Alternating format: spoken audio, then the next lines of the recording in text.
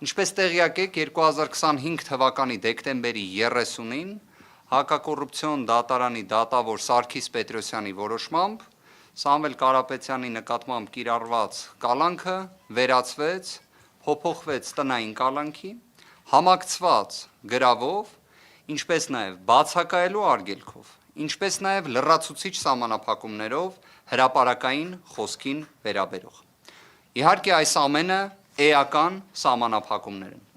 բայց մյուս կողմից ունեցանք մի իրավիճակ, որ 2025 թվականի հունիսի 18-ից մինչ օրս եղավ մեկ դատավոր, ով պատկերացրեց, որ իսկապես քրեական դատավարության օրենսգրքում կա կալանքից բացի այլ խափանման միջոց։ Քանի որ մինչ այդ պահը նշվածը որևէ ձևով չէր արձանագրվում։ Արդյոք նշվածը մի մեծ հաջողություն էր, բնականաբար ոչ։ Սամվել Կարապետյանի գործով ըստ էության հաջողություն արձանագրելու հանգամանք չունենք էլ, քանի որ այստեղ գործ չկա։ Այսինքն երբ գործ չկա, դրանում հաջողություն արձանագրելու երևույթն էլ կներեք, բայց անկեղծ չի հնչում։ Ինչ տեղի ունեցավ այդ ժամանակահատվածին անմիջապես հաջորդող տեսանկյունից։ 2026 թվական հունվարի 5 քննչականի և դատախազության կողմից կատարվեցին երկու իրենց ընկալմամբ հավանաբար չափազանց կարևոր գործողություններ։ Առաջինը արգելեցին, որ Սամվել Կարապետյանը իր հոր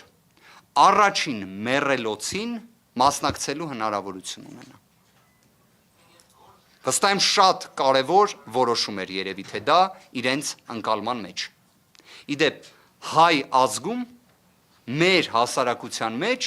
մեր արժե համակարգի մեջ սա չլսված բան է, սա իսկապես ամոթ է, բոլոր իմաստներով սա խայտառակություն է, բայց այդ օրը դրանով չէին սահմանափակվել իրավապահ մեր գործընկերները, ևս մեկ շատ կարևոր գործողություն ունեին անելու, այն է մուտքագրեին վերաքննիչ բողոք, վերաքննիչ հակակոռուպցիոն դատարան։ Պատկերացրեք, ձեզանից շատերը, չգիտեմ, արդյոք 2026 թվականի հունվարի 5-ին առաջին աշխատանքային օրը հենց ինտենսիվ զբաղվածություն ունեցել եք, թե ոչ, եթե ունեցել եք, շատ դրական է դա, եթե ոչ, շատ նորմալ է դա։ Ինչի համար, որովհետև ի վերջո մենք բոլորս նաև ունենք սովորույթը, որ աշխատանքային օրերը փոքր-ինչ ուշ են սկսում, չէ, հունվար ամսին։ Բայց քննչականը և դատախազությունը պատկերացրեք ծանրաբեռնված մարմիններ, գալիս են և հունվարի 5-ին ամենակարևոր գործը, դա այն է, որ հանկարծ Սամվել Կարապետյանը ոնց լինի տնային կալանքի պայմաններում, համակցված գրավով, համակցված բացակայելու արգելքով, համակցված լրացուցիչ սահմանափակումներով։ Լավ հարց կառաջանա, չէ, իսկ ինչ պետք է գրած լինեն այդ բողոքում։ Բառացիորեն ասում եմ, իրավական հիմնավորվածության տեսանկյունից դա 0 է։ Ոչ թե գնահատողական դատողություն եմ անում, այնտեղ հիմնավորում չկա, որ պատկերացնեք երկու խումբ հարցեր կային, որոնք առաջին ատյանի դատարանը հիմքեր ընդունել, որպեսզի դիտարկեր արդյոք կալանքը ենթակա է վերացման, թե փոփոխման, թե ոչ։ Մեկը վերաբերում էր ջանասիրությանը, որտեղ նոյեմբերի 18-ից մինչև դեկտեմբերի 25-ը մենք գործընկերներով այնքան դիմում միջնորդություններ էինք ներկայացրել քննչական մարմնին, որպեսզի վերջիններս գործողություն կատարեն։ Հավատացած եղեք, որևէ այլ քրեական գործով նման պրակտիկա չէիք գտնի։ Այսինքն մենք ինչ-որ իմաստով քննիչից ավելի շահագրգռված էինք գործով գործ անելու մեջ։ Պատկերացնում եք, սա ինքնին մեղմ ասած քիչ հանդիպող երևույթ է, բայց մենք դրան դիմել էինք։ Մենք կրկին անգամ խնդրել էինք, որ նախաքննությունը ավարտեն, ունենանք հնարավորություն դռնբացության կարգով հրապարակային դատաքննության։ Ոչ դա են արել, ոչ էլ որևէ մի գործողություն արել են։ Պատկերացրեք Սամվել Կարապետյանի մասնակցությամբ գեթ մեկ գործողություն չի եղել։ Եվ այս հանգամանքն եմ ուզում բացահայտել։ Դատական նիստի ընթացքում, երբ դրա վերաբերյալ մեր հիմնավորումները ներկայացրեցինք, տվյալները բացահայտեցինք, այսինքն մեր միջնորդությունները ստացված պատասխանները։ Քանի որ այո, քննիչը դրանք բոլորը, մեր միջնորդությունները, մերժում էր անհիմն լինելու պատճառաբանությամբ։ Այսինքն մենք ասում ենք դուք գործ արեք, իրենք ասում են անհիմն միջնորդություններ ես տալի։ Սա է իրականությունը։ Դատարանը հարց տվեց քննիչին, արդյոք Սամվել Կարապետյանի մասնակցությամբ որևէ գործողություն արել եք, թե ոչ։ Խրոխտ ձայնով հնչեց պատասխան, որ ոչ մի գործողություն չեն կարել։ Մյուս հարցը հնչեց. իսկ Սամվել Կարապետյանի խաբման միջոցների պայմանների տեսանկյունից դրա նվազմանն ուղված, քանի որ քննիչը պարտավոր է դա անել, ինչ որ գործողություն արել եք, թե ոչ։ Նույն ինքնավստահությամբ հնչեց պատասխան, որ ոչ մի գործողություն էլ չեն արել։ Եվ այդ պայմաններում դատախազը վերաքննիչ բողոք է ներկայացնում։ Մյուս խնդիրը վերաբերել է առողջական բնույթի հարցերի, դրան որոշակի անդրադարձ կկատարենք, ըստ էության Սամվել Կարապետյանը այս ողջ ժամանակահատվածում, հիմա էլ ի դեպ, դեռևս իր արձագանքը դժվար է կանխատեսել, բայց ամեն դեպքում ինքը մշտապես դեմ է եղել այս հանգամանքներից որևէ մեկին անդրադարձ կատարելու։ Ի դեպ իր կողմից որևէ բողոք նշվածի վերաբերել չի եղել, հենց իր կողմից, բայց բոլոր դեպքերում։ Մեկ հանգամանքն ենք ուզում բացահայտել, գործընկերներն էլ կմանրամասնեն։ Սամվել Կարապետյանը տնային կալանքի պայմաններում այցելեց բժշկական հաստատություն, ունեցավ համալիր բժշկական ստուգում, որը չէր ունեցել շուրջ 7 ամիս, եւ պարզվեց, որ իր մոտ հետ, այսպես ասած, անցումային փուլում գտնվող թոքաբորբ է երկկողմանի, որը ախտորոշվել է փաստացի արդեն այսօր, այնպիսի պայմաններում, որ դա ունեցել է 2 ամսվա վաղեմություն։ Այսինքն գտնվելով քրեակատարողական հիմնարկում, երկկողմանի թոքաբորբով անձ է լինում Սամվել Կարապետյանը։ Եվ դա չի ախտորոշվում, դա չի արձանագրվում։ Դուք պատկերացնում եք պայմանները։ Մեկ բողոք Սամվել Կարապետյանի կողմից սրա վերաբերյալ չի եղել։ Այլ հարց, թե արդյոք մենք որպես իր պաշտպաններ դա տեսել ենք, թե ոչ։ Մեր կողմից գրություններ գրվել են։ Եվ պաշտոնատար անձինք, որոնք պարտավոր են այդ ստուգումը բժշկական նվազագույն ապահովելու, մեզ գրություններով հայտնել են, որ ոչ մի խնդիր չի եղել, որ զննել են, ոչ մի առողջական խնդիր չեն հայտնաբերել։ Միակ ճշմարտությունը այդ փաստաթղթերում մնացածը ամբողջությամբ հանցանքին հասնող անփութություն է։ Այն է, որ Սամվել Կարապետյանի կողմից գանգատներ չեն ներկայացվել։ Այդ փաստաթղթում միակ ճշմարտությունը դա է։ Բայց ո՞նց կարող են այդ մարդիկ բժիշկ կոչվել կամ պաշտոնատար անձ։ Հիմա դատախազը, որ պատկերացնեք հունվարի 5-ին, առաջին աշխատանքային օրով,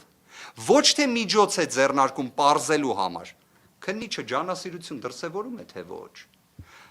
Սամվել Կարապետյանի առողջական վիճակը ինչպես է, եւ այլն, այլ մեկ գործողություն ունի անելու, դա բողոք ներկայացնելն է։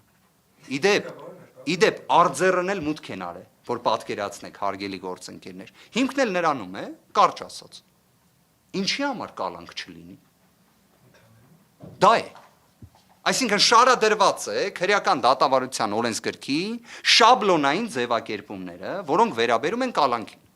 Եվ պատասխանն է, ինչի չլինի կալանք։ Իսկ ինչ վերաբերում է ջանասիրության հետ կապված կամ այլ հանգամանքներին, մեկ նախադասությամբ պարզապես արձանագրվում է, որ դրա հետ համաձայն չի դատախազը։ Լավ, ինչի հետ պետք է համաձայն լինեն։ Անկեղծ, լավ, ինչ պետք է լինի։ Այսինքն պատկերացումը մեր հարգարժան իրավապահների նրանում է, որ բոլորը լինեն կալանավորված։ Մեկ դատավորի մասին հայտնի պատմություն կա։ Շատ հայտնի դատավոր է, իդեպ, շատ հայտնի։ Ասում են, երբ ինքը փողոցով քայլում է եւ մարդ է տեսնում, տխրում է, որտեվ ասում է, չէ, որ այս մարդուն կարող է կալանավորած լինել։ Չէ, իդեպ, բայց շատ հեռու չեք։ Հիմա լավ, այս տրամաբանությամբ պետք է մոտենանք մենք քրեական վարույթներին։ Մյուս հանգամանքն էլ, որ հակիրճ նշեմ եւ խոսքը փոխանցեմ գործընկերներիս։ Երեք նկատեցի, որ հրապարակայնորեն 2025 թվականի հունիսի 17-ին Սամվել Կարապետյանի նկատմամբ քաղաքական հետապնդման մեկնարկը, ցուցումը, հանձնարարությունը տված Նիկոլ Փաշինյանի կողմից մի քանի, կարծես, ռետորական կամ ոչ ռետորական հարցադրում հնչեց։ Ինչ է արդարությունը, ինչ է արդարադատությունը, ինչ է դատավորի խիղճը։ Այս հարցերին պատասխանները այնքան հեշտ են։ Եթե ուզում ենք հասկանանք, թե ինչ է արդարադատությունը, առաջինը դա նրա մասին է, որ օրինակ Facebook-յան արդարադատություն պետք է չլինի։ Չպետք է հրապարակային ցուցումներ տրվեն, թե ով պետք է կալանավորվի, ում նկատմամբ քրեական վարույթ հարուցվի, քրեական վարույթ հարուցելուց հոդվածները նշվեն։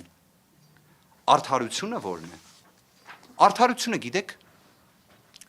մեր հասարակությունը շատ լավ պատկերացնում է, թե ո՞րն է։ Մեր հասարակությունը իդեպ ամենալավն է կարողանում գնահատել բոլոր դատավորներին եւ այդ տեսանկյունից, թե ո՞րն է արդարադատությունը եւ ո՞րն է արդարությունը։ Դատավորի խիղճը, օրինակ, ինչ եք կարծում, կարող է ունենալ խիղճ կամ կարող է ունենալ արդարադատության նվազագույն հնարավորություն մի դատավոր, որ արդեն իսկ մի քանի ամսվա ընթացքում 3 արքեպիսկոպոսի կալանավորելու վերաբերյալ որոշում է կայացրել։ Օրինակ կարող է ունենալ։ Իդեպ միջազգային փորձը այս հարցերին, որոնք թվում էր, թե այսպես ասած հանրությանը որպես շատ բարդ հարցադրումներ են մատուցվում, հա, դրա պատասխանները տրվել է։